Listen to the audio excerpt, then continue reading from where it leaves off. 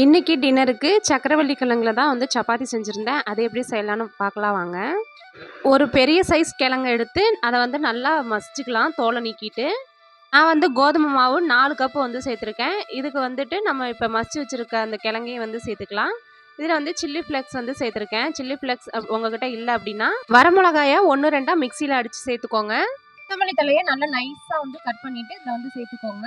2 spoon oil சேர்த்து நல்லா வந்து இந்த மாதிரி சாஃப்டாக வந்து பிணைஞ்சு ஒரு மணி நேரம் அப்படியே வந்து ஊற விட்ருங்க. அதுக்கப்புறமா நம்ம எடுத்து தேய்க்கிறப்ப பார்த்தீங்கன்னா நல்லா சாஃப்டாக இருக்கும்.